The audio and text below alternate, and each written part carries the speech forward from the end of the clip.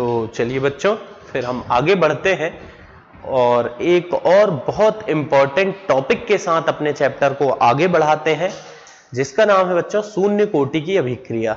देखिए अब क्या है, शून्य कोटि की अभिक्रिया के बारे में हम बहुत सारी बातें करेंगे, जिसमें से बेटा एक इसका समाकलित दर समीकरण है और दूसरी बात है इसका अर्धायु काल।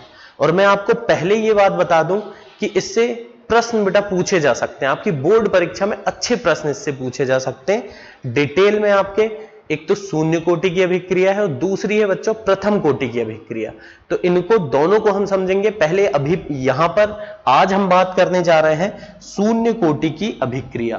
तो बेटा जैसे नाम से ही पता चल रहा है कि शून्य कोटि की अभिक्रिया मतलब ऐसी अभिक्रिया जिसकी अभिक्रिया की कोटि कितनी होगी बेटा, शून्य होगी। अभिक्रिया की कोटि कितनी होगी, शून्य होगी। तो उसको हम बोलेंगे शून्य कोटि की अभिक्रिया। अब बच्चों शून्य कोटि की अभिक्रिया जो होती है, अगर इसके लिए हम दर नियम लिखना चाहें, क्या लिखना चाहें बेटा, एक दर नियम लिखना चाहें, तो दर नियम क्या बनेगा, ध्यान से समझिए। दर नियम कैसे लिखते हैं, अभिक्रिया की दर बराबर के और साथ में बेटा गुणित में है अभिकारक की सांद्रता, अभिकारक की सांद्रता की घात में आता है बेटा अभिक्रिया की कोटि। क्योंकि ये एक शून्य कोटि की अभिक्रिया, इसलिए अभिक्रिया की कोटि यानी घातांक के रूप में यहां क्या लगाएंगे बच्चों, हम शून्य लगाएंगे। तो एक शून्य कोटि की अभिक्रिया के लिए ये बनेगा बेटा क्या, दर नियम। तो इस तरीके से दर नियम हमने लगाया। अब बेटा आपको पता है अभिकारक की सांद्रता की घात शून्य है, इसका मतलब है घात शून्य किसी भी संख्या की लूं मैं तो उसका मान तो बेटा 1 हो जाएगा। तो यहां पर क्या होगा, r बराबर k गुणित 1, क्या जाएगा, r बराबर k गुणित 1 या बेटा r बराबर k।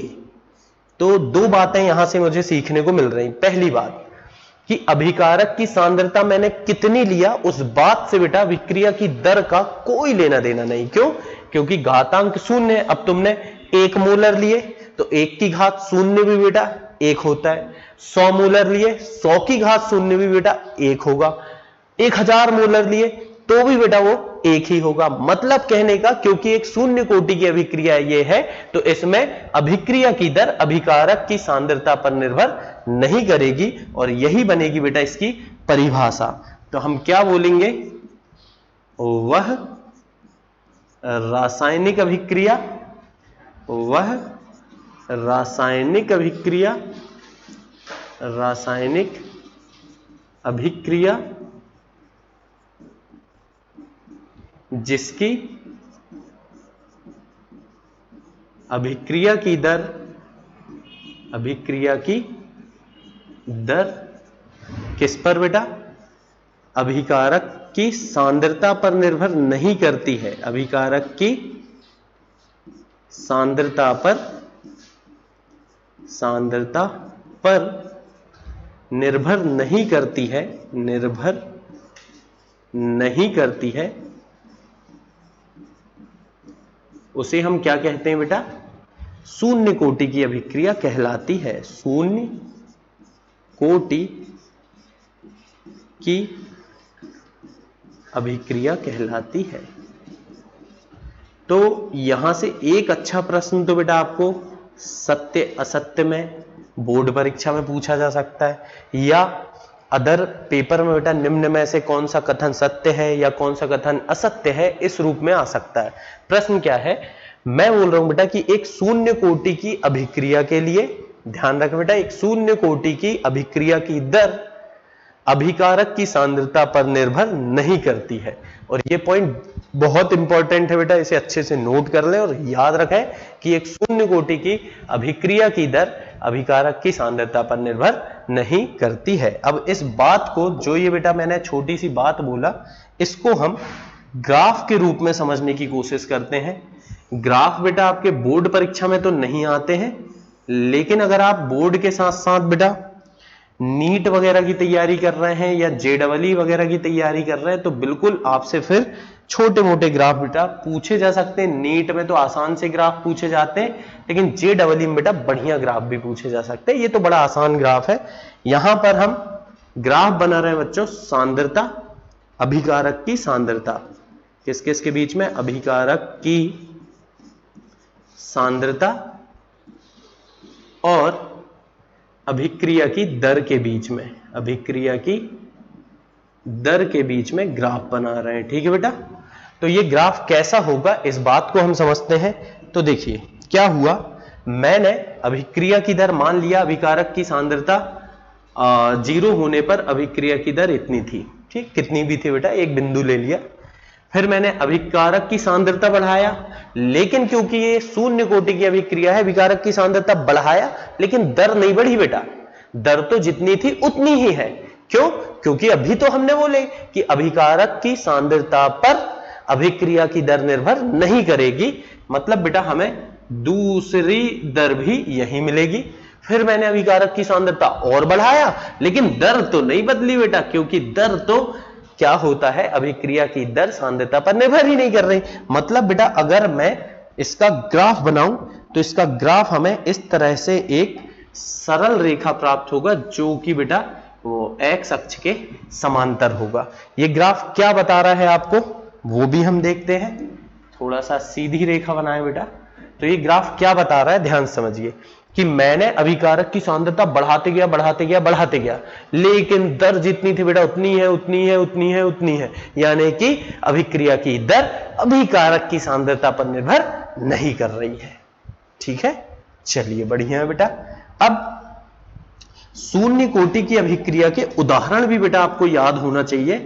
शून्य कोटि की अभिक्रिया के उदाहरण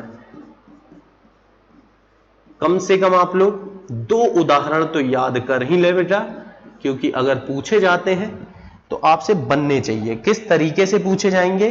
पहला तो बेटा ये सही विकल्प में अगर आएगा तो कैसा आएगा कि निम्न में से कौन सी शून्य कोटि की अभिक्रिया है, तो आपको पहचानना पड़ेगा।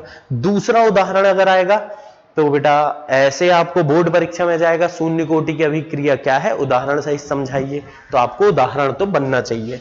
उदाहरण में पहला उदाहरण बेटा हम लेंगे प्रकाश रासायनिक अभिक्रिया का। प्रकाश रासायनिक अभिक्रिया का, प्रकाश रासायनिक अभिक्रिया। तो देखिए बेटा प्रकाश रासायनिक अभिक्रिया जो भी होती है उस अभिक्रिया की दर, मतलब बेटा उस अभिक्रिया की स्पीड अभिकारक की सांद्रता पर निर्भर करती ही नहीं है बेटा, वो तो निर्भर करती है प्रकाश की तीव्रता पर। अगर प्रकाश की तीव्रता अधिक है तो अभिक्रिया की दर अधिक होगी, और अगर प्रकाश की तीव्रता कम है तो अभिक्रिया की दर कम होगी। मतलब जो प्रकाश रासायनिक अभिक्रिया होती है बेटा, प्रकाश रासायनिक अभिक्रिया की दर, अभिक्रिया की दर ये बेटा प्रकाश की तीव्रता पर निर्भर करती है। प्रकाश की तीव्रता पर निर्भर करती है, निर्भर करती है। मतलब बेटा अभिकारक की सांद्रता पर निर्भर नहीं करती, और जो अभिकारक की सांद्रता पर निर्भर नहीं करेगी बेटा उसे ही तो हम क्या बोलते हैं, शून्य कोटि की अभिक्रिया। तो मतलब बेटा एक प्रकाश रासायनिक अभिक्रिया, प्रकाश रासायनिक अभिक्रिया तो आप जानते हैं, जैसे बेटा ऐसी कोई भी अभिक्रिया जो सूर्य के प्रकाश की उपस्थिति में हो रही होगी उसे हम बोलेंगे प्रकाश रासायनिक अभिक्रिया। तो अगर मैं इसके उदाहरण देखूं तो जैसे बेटा H2 gas hydrogen gas chlorine gas से मिलेगी और क्या बनाएगी बेटा, ये बनाएगी HCl, 2 HCl गैस। मतलब ये जो अभिक्रिया होगी ये बेटा सूर्य के प्रकाश की उपस्थिति में होती है, हम इसे Hν से प्रदर्शित करते हैं बेटा, ये सूर्य के प्रकाश को दर्शाता है। अब आप चाहें तो सूर्य का प्रकाश लिख दे वहां सीधा सीधा तो भी चलेगा, बढ़िया बेटा।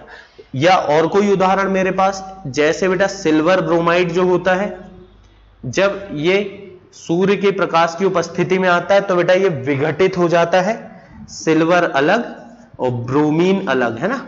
मतलब बेटा सिल्वर ब्रोमाइड जो होता है इसमें सिल्वर अलग हो जाती है और ब्रोमीन अलग हो जाती है। ये भी एक आपकी शून्य कोटि की अभिक्रिया है, और इनमें इन अभिक्रियाओं में बेटा अभिक्रिया की दर अभिकारक की सांद्रता पर निर्भर नहीं करती, बल्कि किस पर निर्भर करती है बेटा? प्रकाश की तीव्रता पर। दूसरा और कोई उदाहरण तो है बेटा हमारे पास, एक और उदाहरण है। अगला उदाहरण हम देखेंगे कि धातुओं की सतह पर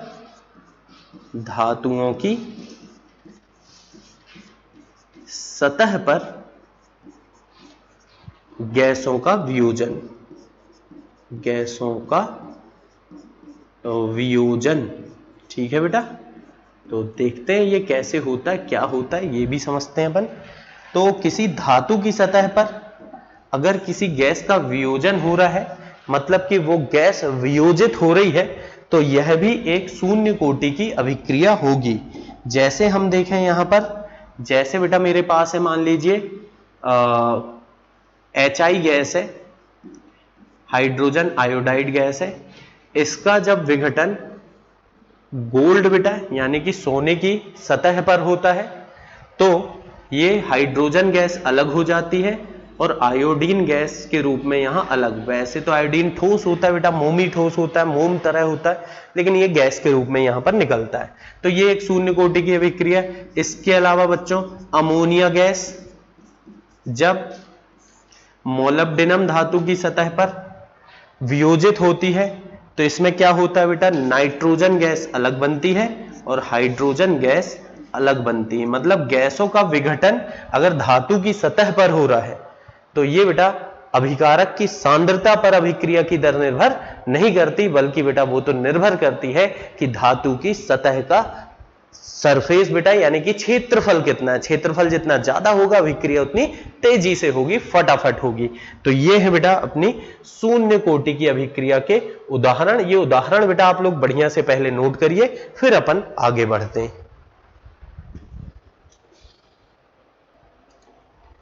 तो चलिए बेटा फिर आगे बढ़ते हैं हम लोग और कुछ और अच्छी बातें करते हैं इसके बारे में। अब जो आपकी बोर्ड परीक्षा के हिसाब से बेटा बहुत ज्यादा महत्वपूर्ण प्रश्न है, इसका समाकलित दर समीकरण। एक शून्य कोटि अभिक्रिया का समाकलित दर समीकरण।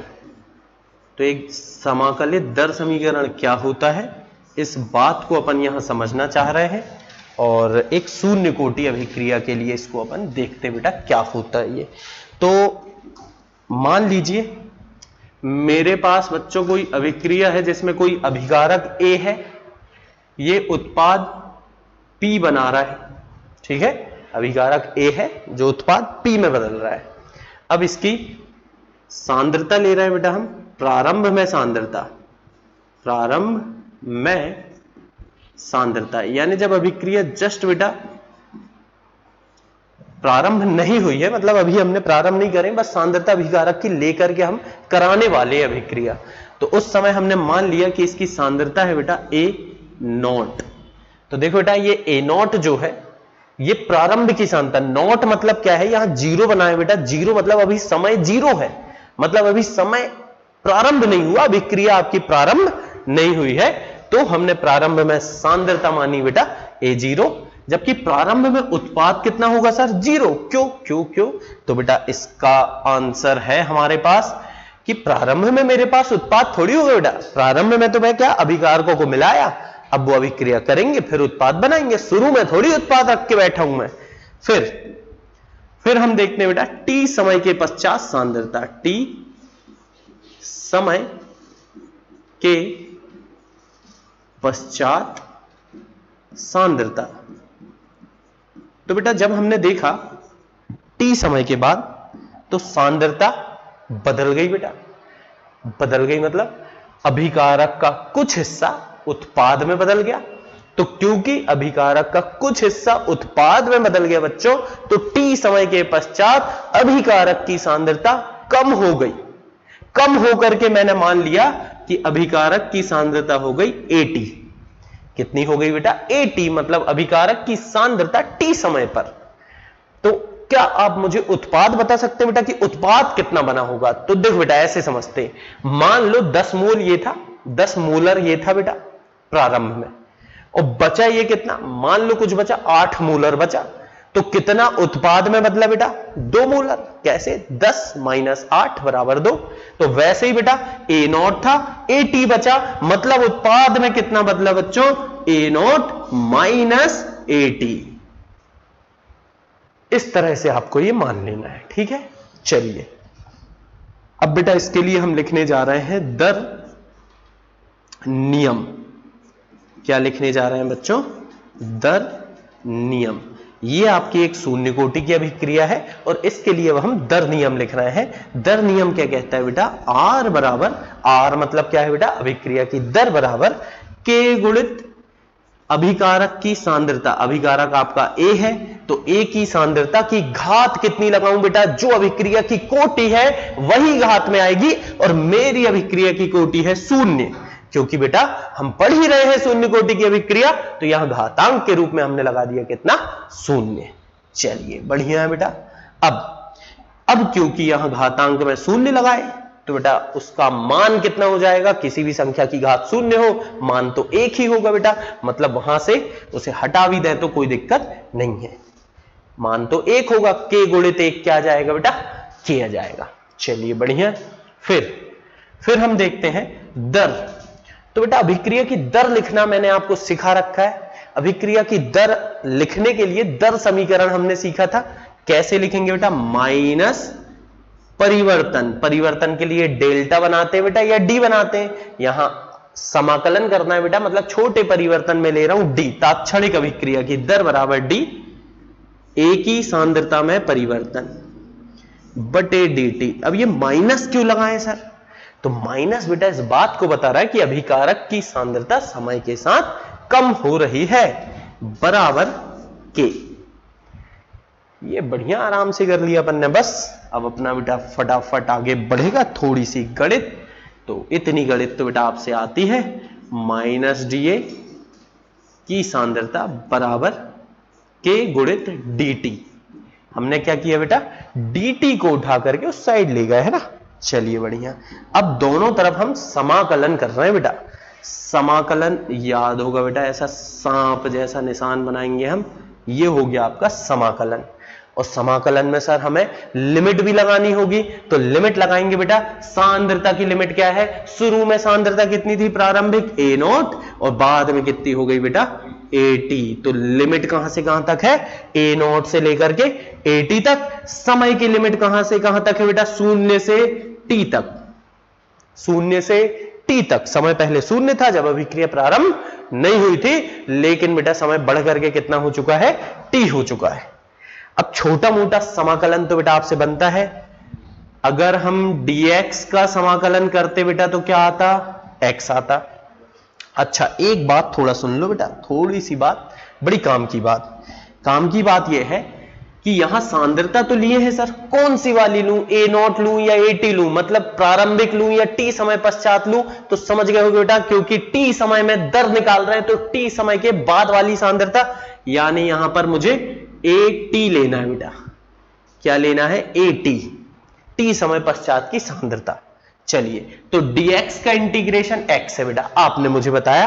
अब हम देखते हैं dA, माइनस तो बाहर आ गया, dA का इंटीग्रेशन क्या होगा, a, dx का x, dA का a, तो बेटा ये आ जाएगा क्या, AT। और लिमिट तो है ही बेटा A0 से लेके AT तक, बराबर के तो कांस्टेंट है, बाहर आ गया बेटा, स्थिरांक बाहर आ गया। dt का इंटीग्रेशन, dx का इंटीग्रेशन x था, तो dt का इंटीग्रेशन बच्चों t हो जाएगा। लिमिट लगी है बेटा 0 से t तक। अब लिमिट रखते तो मेरे बच्चों से बनता है, कैसे रखते हैं बेटा, upper limit minus lower limit, ऊपर वाली लिमिट माइनस नीचे वाली लिमिट। तो यहां रखते हैं बेटा मान, ऊपर वाली लिमिट कितनी बेटा, AT, माइनस नीचे वाली लिमिट कितनी बच्चों, A0।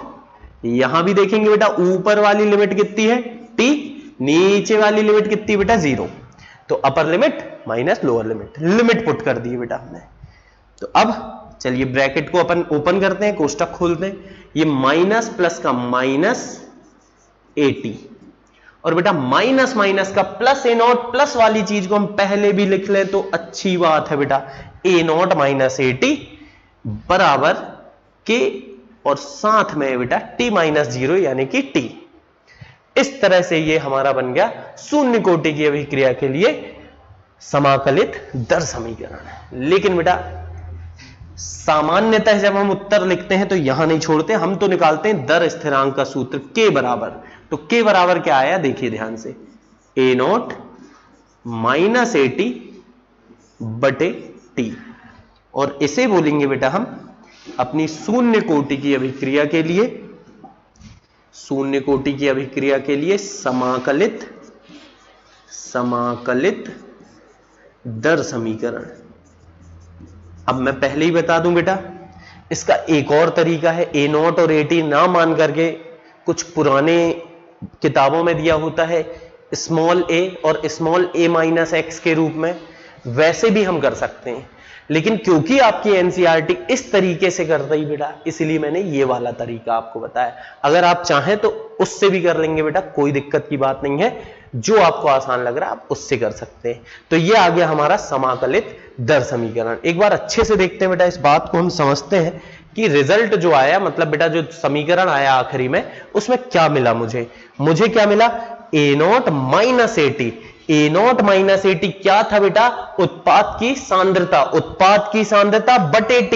मतलब बेटा अगर मैं k को बेटा डायरेक्ट लिखना चाहूं तो हम क्या लिख सकते हैं, उत्पाद की सांद्रता, t समय पश्चात उत्पाद की सांद्रता बटे t।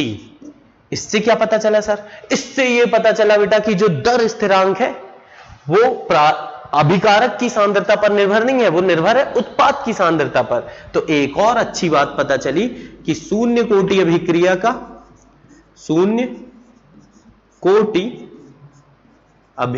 का दर स्थिरांक किस पर बेटा, किस पर, अभिकारक की सांद्रता पर निर्भर नहीं करता है।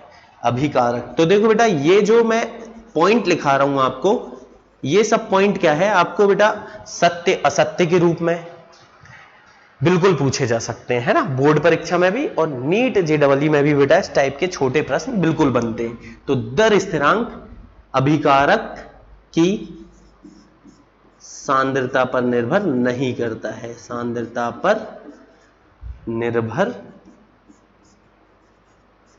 नहीं करता है। तो ये एक बहुत अच्छी बात पता चली बेटा। इसके पहले हमने देखा था कि किसी रासायनिक शून्य कोटि की रासायनिक अभिक्रिया की दर अभिकारक की सांद्रता पर निर्भर नहीं करती है। और फिर हमने देखा बेटा शून्य कोटि अभिक्रिया का दर स्थिरांक भी अभिकारक की सांद्रता पर निर्भर नहीं करता है। बढ़िया है बेटा, तो आप इसे फटाफट करिए नोट, फिर हम आगे बढ़ते हैं।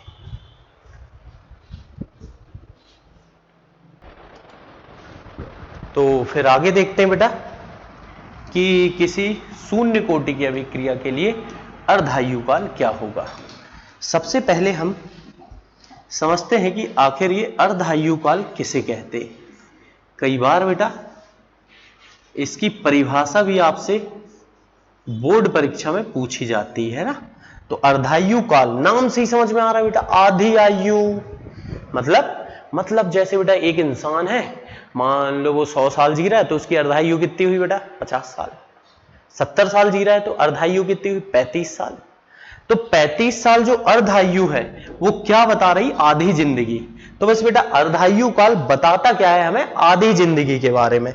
कैसे आधी जिंदगी सर, जितने समय में कोई रासायनिक अभिक्रिया 50% यानी कि बेटा आधी पूर्ण हो जाती है तथा 50% शेष रह जाती है, उसे ही हम कहते हैं उस रासायनिक अभिक्रिया का अर्ध आयु काल। तो क्या लिखूंगा बेटा मैं, सबसे पहले इसकी परिभाषा लिखूंगा कि किसी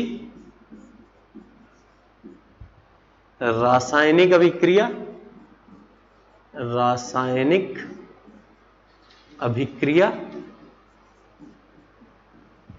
के 50% पूर्ण होने में लगने वाला समय वाला समय क्या कहलाता है बेटा? अर्धायुकाल कहलाता है। उस अभिक्रिया का अर्धायुकाल कहलाता है। ठीक है, तो बड़े आसान तरीके से बेटा हमने इसको परिभाषित किया कि किसी रासायनिक अभिक्रिया के 50% पूर्ण होने में लगने वाला समय अर्धायुकाल कहलाता है बेटा उस अभिक्रिया का। अब अर्धायुकाल को हम टी हाफ मतलब बेटा टी 1/2 आधा टी हाफ से प्रदर्शित करते हैं, या बेटा कभी कभी कुछ किताबों में टी 0.5 भी लिख दिया जाता है। तो दोनों सही है बेटा अपनी अपनी जगह। चलिए फिर अब हमारा तो मेन जो यहां पर इंटरेस्ट है बच्चों वो है शून्य कोटि की अभिक्रिया का अर्धायुकाल निकालने में। शून्य कोटि की अभिक्रिया का अर्धायुकाल ये कैसे निकालेंगे सर? निकालेंगे बेटा निकालेंगे, चिंता मत करो। सबसे पहले एक रासायनिक अभिक्रिया है A जिससे उस उत्पाद बन रहा बेटा P, जो कि हमने पहले भी ली थी। उसी रासायनिक अभिक्रिया से हम काम आगे कर रहे हैं बेटा। एक रासायनिक अभिक्रिया है जिसमें A अभिकारक P उत्पाद में परिवर्तित होता है। अब बेटा पहले मैं ले रहा हूं प्रारंभिक सांद्रता। तो हमने तो बेटा प्रारंभिक सांद्रता मानी थी A0 और उत्पाद की प्रारंभिक सांद्रता 0 थी। अब मैं बात कर रहा हूं बेटा अर्धायुकाल के पश्चात। अर्धायुकाल के पश्चात मतलब बेटा अर्धायुकाल के बाद क्या देखने को मिला हमें, सांद्रता कितनी बची वो देखना है बेटा। तो अर्धायुकाल मतलब बेटा अर्धायुकाल में 50% अभिक्रिया हो गई। इस बात से यह भी मतलब निकलता है कि 50% अभिकारक उत्पाद में बदल गया तथा 50% अभिकारक बचा रह गया। आधा अभिकारक उत्पाद में बदल गया, आधा अभिकारक बचा रह गया। मतलब बेटा A0 था तो इसमें से आधा यानी कि A0/2 बचा रह गया, जबकि आधा बेटा उत्पाद में बदल गया जो कि है A0/2। आती बात समझ में? बढ़िया बेटा, तो ये निकल गया। अब इसको हमने पहले क्या माने थे बेटा? 80 माने थे। तो या तो इसकी जगह 80 रखूं या याद होगा बेटा आपको, तो ये कितना था? ये था A0 - 80। याद है ना जो सूत्र हमने निकाला किसका बेटा? समाकलित दर समीकरण का। उसमें ये 80 था और ये A0 - 80 था। अब हमें तो चाहिए सर इसके लिए अर्धायुकाल। तो हमें जो हमने समाकलित दर समीकरण निकाला उस पर आते हैं बेटा। K बराबर A0 - 80/T। ठीक है, चलिए बेटा थोड़ी मोड़ी छोटी मोटी गणित सी करते हैं अपन। T को उठा के इधर ले आओ तो A0 - 80/T, सॉरी बेटा बटे T नहीं बटे K हो जाएगा। ठीक है, अब बच्चों अपने को क्या अर्धायुकाल चाहिए, मतलब T की जगह क्या लूं बेटा? T हाफ चाहिए मुझे, तो अर्धायुकाल चाहिए, T की जगह T हाफ। A0 - 80, A0 - 80 कितना बेटा? A0/2 है। आधा बचा और आधा उत्पाद में बदल गया तो A0/2 और साथ में बच्चों K है। और यही बन गया मेरे पास क्या? मेरे पास बन गया बेटा शून्य कोटि अभिक्रिया के लिए अर्धायुकाल। आता है समझ में? बढ़िया है बेटा। अब ये एक सूत्र और ये वाला जो था समाकलित दर समीकरण का, ये दो सूत्र तो आपको हर हाल में बेटा रट लेने हैं, याद होने चाहिए, क्योंकि इससे अपन न्यूमेरिकल भी अच्छे कर पाएंगे बेटा। चलिए बढ़िया, फिर आगे बढ़ते हैं, हम कुछ और बातें करते हैं। एक आखिरी बात, अर्धायुकाल देखो बेटा A0 मतलब क्या था? A0 मतलब अभिकारक की प्रारंभिक सांद्रता। तो अभिक्रिया का अर्धायुकाल, शून्य कोटि अभिक्रिया का अर्धायुकाल अभिकारक की प्रारंभिक सांद्रता पर निर्भर करता है। मतलब बेटा अगर इसी से मैं देखो, ये तो नियतांक हो गया, अगर नियतांक को हटा दूं तो T हाफ जो है ये समानुपाती होगा बेटा A0 के। देख सकते हो आप, अगर 2k को हटा दूं तो t हाफ क्या आएगा, समानुपाती आएगा बच्चों a नॉट के। मतलब मेरे बालकों इससे मुझे क्या पता चलेगा कि अर्धायुकाल प्रारंभिक सांद्रता पर निर्भर कर रहा है। किसकी प्रारंभिक सांद्रता, अभिकारक की प्रारंभिक सांद्रता। समानुपाती मतलब बेटा अगर मैं प्रारंभिक सांद्रता को बढ़ाऊंगा तो अर्धायुकाल बढ़ेगा, बढ़ना ही चाहिए बेटा। अगर ज्यादा अभिकारक लोगे तो उसको आधा खत्म होने में ज्यादा समय लगेगा, तो इसलिए ये तो बढ़ना ही था। चलिए हम यहां पर इस बात को भी लिख सकते हैं बेटा, ये भी आपको स्टेटमेंट फॉर्म में बेटा सत्य असत्य में पूछा जा सकता है। शून्य कोटि अभिक्रिया का अर्धायुकाल क्या होगा बेटा, शून्य कोटि अभिक्रिया का अर्धायुकाल अभिकारक की प्रारंभिक सांद्रता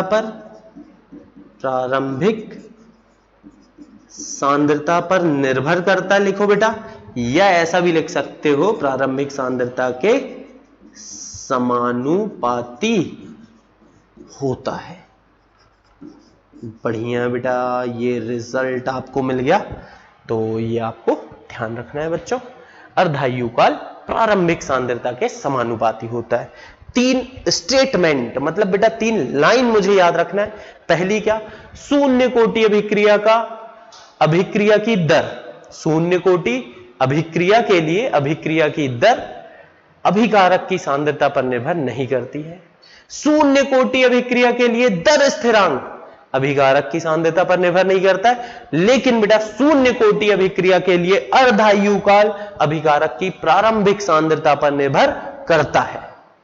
ठीक है, चलिए अब एक लास्ट बात और बताता हूं बेटा मैं।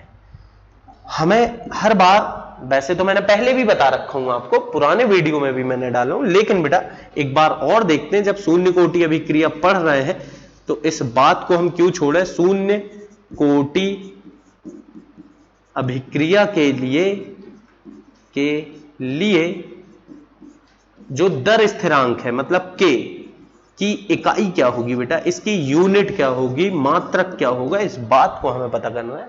तो पता कर लेंगे बेटा।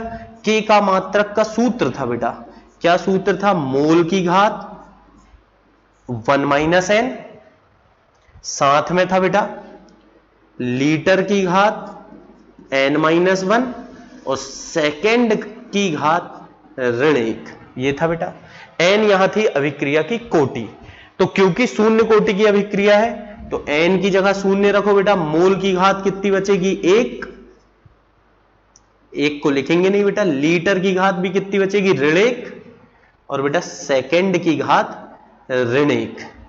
तो मोल प्रति लीटर प्रति सेकंड क्या आ गया बेटा, मोल प्रति लीटर प्रति सेकंड। इस तरह से बेटा हम शून्य कोटि की अभिक्रिया के लिए दर स्थिरांक की इकाई लिख सकते हैं। अब बेटा एक बड़ी अच्छी बात बताता हूं मैं आपको।